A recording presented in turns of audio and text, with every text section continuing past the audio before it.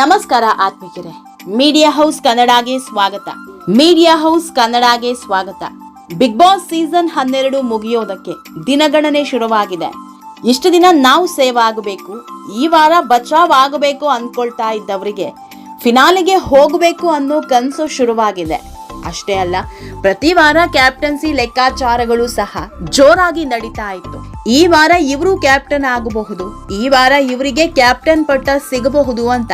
ಆದ್ರೀಗ ಯಾರು big boss ಗೆಲ್ಲಬಹುದು ಅನ್ನೋ ಲೆಕ್ಕಾಚಾರ ಶುರು ಮಾಡಿದ್ದಾರೆ.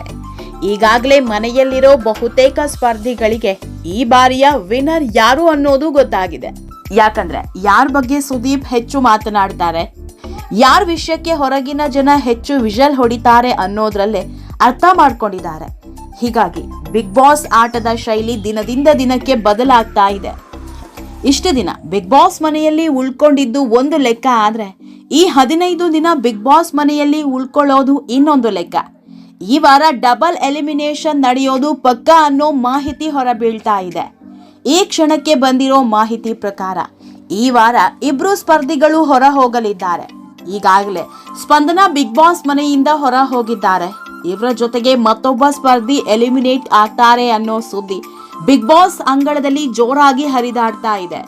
ಅದು ಕೂಡ ದೊಡ್ಡ ಸ್ಪರ್ಧಿಯನ್ನೇ ಈ ಬಾರಿ ಬಿಗ್ ಬಾಸ್ ಮನೆಯಿಂದ ಹೊರ ಕಳಿಸ್ತಾರೆ ಅನ್ನೋ ಮಾತಿದೆ. ಇದೆಲ್ಲದರ ಬಗ್ಗೆ ಇವತ್ತಿನ ವಿಡಿಯೋದಲ್ಲಿ ಹೇಳ್ತಾ ಹೋಗ್ತೀವಿ. ಅದಕ್ಕೂ ಮೊದಲು ನೀವಿನ್ನೂ ನಮ್ಮ ಚಾನೆಲ್ನ ಸಬ್ಸ್ಕ್ರೈಬ್ ಮಾಡಿಲ್ಲ ಅಂದ್ರೆ ಮಿಸ್ ಮಾಡಬೇಡಿ, ಈಗಲೇ ಸಬ್ಸ್ಕ್ರೈಬ್ ಮಾಡಿ. ಈ ವಿಡಿಯೋನ ಕೊನೆವರೆಗೂ ನೋಡಿ, ನಿಮ್ಮ ಅನಿಸಿಕೆಗಳನ್ನ ಕಮೆಂಟ್ ಮಾಡಿ. ಆತ್ಮೀಯರೇ, ಈ ವಾರ ಕಿಚ್ಚ ಸುದೀಪ್ ಒಂದು ವಿಷಯವನ್ನ ಕ್ಲಿಯರ್ ಕಟ್ ಆಗಿ ಹೇಳಿದ್ದಾರೆ. ಈ ಬಾರಿಯ ಬಿಗ್ ಬಾಸ್ ಗೆಲ್ಲೋದು ಯಾರು ಅನ್ನೋದು ಫಿನಾಲೆಗೆ 15 ದಿನ ಇರುವಾಗಲೇ ಘೋಷಣೆ ಮಾಡಿದಂತಿದೆ. ಸುದೀಪ್ ಹೇಳಿದ ಮಾತಿನ ಮರ್ಮವನ್ನ ಬಿಗ್ ಬಾಸ್ ವೀಕ್ಷಕರು ತುಂಬಾ ಚೆನ್ನಾಗಿ ಅರ್ಥ ಮಾಡ್ಕೊಂಡಿದ್ದಾರೆ.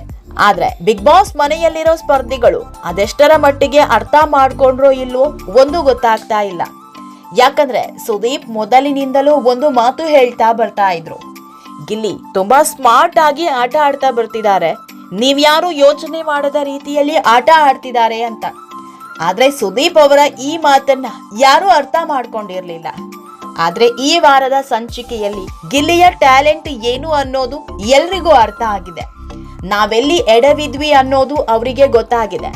ಆದ್ರೆ ಏನ್ ಮಾಡೋದು, ಕಾಲ ಮಿಂಚಿ ಹೋಗಿದೆ. ಗಿಲ್ಲಿ ಸಾಮಾನ್ಯದವರಲ್ಲ.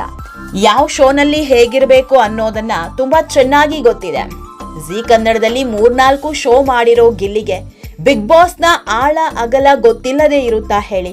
ಬಿಗ್ ಬಾಸ್ ನ ಎಲ್ಲಾ ಸೀಸನ್ ನ ನೋಡ್ಕೊಂಡ್ ಬಂದಿರೋ ಗಿಲ್ಲಿ ತನಗಿಷ್ಟವಾದ ಇಬ್ರು ಸ್ಪರ್ಧಿಗಳು ಅಂದಾಗ ಪ್ರಥಮ್ ಹಾಗೂ ಹನುಮಂತನ ಹೆಸರು ತಗೊಳ್ತಾರೆ. ಆಗ್ಲೇ ಎಲ್ರಿಗೂ ಅರ್ಥ ಆಗಿ ಹೋಯ್ತು. ಎಲ್ಲದರಲ್ಲೂ ಕಿರಿಕ್, ಎಲ್ಲರನ್ನ ಕಾಲೆಳೆಯೋ ಗುಣ, ಕಾಮಿಡಿ ಹೆಸರಲ್ಲಿ ಇನ್ನೊಬ್ಬರನ್ನ ಕೆಳಕ್ ತುಳಿಯೋ ಮೆಂಟಾಲಿಟಿ, ಇದೆಲ್ಲವೂ ಪ್ರಥಮ್ ನೋಡಿಯೇ ಕಲಿತಿದ್ದು. ಇನ್ನು ಒಂದೇ ಚಡ್ಡಿ ಒಂದೇ ಬನಿಯನ್, ಇದು ಹನುಮಂತನ ಸ್ಟೈಲ್. ಹೋದ್ ಸಾರಿ ಹನುಮಂತ ಬರೀ ಪಂಚೆಯಲ್ಲೇ ಇಡೀ ಬಿಗ್ ಬಾಸ್ ಸೀಸನ್ ಕಳೆದಿದ್ರು. ಇದೇ ಪ್ಲಾನ್ ವರ್ಕೌಟ್ ಮಾಡಿದ ಗಿಲ್ಲಿ ಹನುಮಂತ ಪಂಚೆಯಲ್ಲಿದ್ರೆ ನಾನು ಬನಿಯನ್ ಚಡ್ಡಿಯಲ್ಲಿ ಇರಬೇಕು ಅನ್ನೋ ಸ್ಟ್ರಾಟಜಿ ಉಪಯೋಗಿಸಿದ್ರು. ಇವೆರಡರ ಕಾಂಬಿನೇಷನ್ ಸಿಕ್ಕಾಪಟ್ಟೆ ವರ್ಕೌಟ್ ಆಗಿದೆ. ಆದ್ರೆ ಬಿಗ್ ಬಾಸ್ ಮನೆಯಲ್ಲಿದ್ದವರು ಇದನ್ನ ಅರ್ಥ ಮಾಡ್ಕೊಳ್ಳೋದ್ರಲ್ಲಿ ಸೋತ್ರು.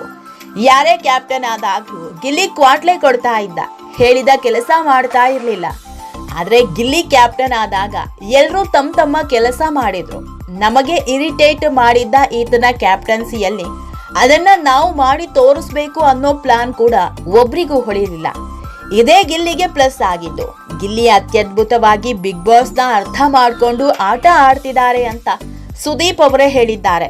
ಶನಿವಾರದ ಪೂರ್ತಿ ಎಪಿಸೋಡ್ ನಲ್ಲಿ ಗಿಲ್ಲಿಯನ್ನ ಹೊಗಳೋದ್ರಲ್ಲೇ ಮುಗಿದು ಹೋಗಿದೆ. ಈ ಎಲ್ಲ ಬೆಳವಣಿಗೆ ಮಧ್ಯೆ ಬಿಗ್ ಎಲಿಮಿನೇಷನ್ ಕೂಡ ನಡೆದಿದೆ. ಈ ವಾರ ಸ್ಪಂದನ ಔಟ್ ಆಗಿದ್ದಾಯಿತು. ಇದರ ಬೆನ್ನಲ್ಲೇ ಮತ್ತೊಬ್ಬ ಸ್ಪರ್ಧಿಯನ್ನ ಹೊರ ಹಾಕಿದ್ದಾರೆ.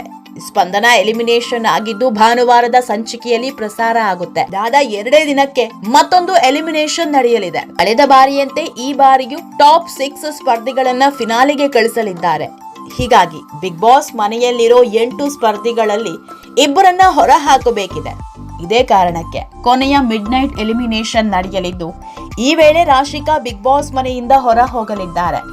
ಆತ್ಮೀಯರೇ, ಈ ಬಗ್ಗೆ ನಿಮ್ಮ ಅನಿಸಿಕೆ ಏನು ಅನ್ನೋದನ್ನ ಕಮೆಂಟ್ ಮೂಲಕ ನಮಗ್ ತಿಳಿಸಿ. ನಮ್ಮ ಚಾನೆಲ್ನ ಸಬ್ಸ್ಕ್ರೈಬ್ ಮಾಡೋದನ್ನ ಮರಿಬೇಡಿ.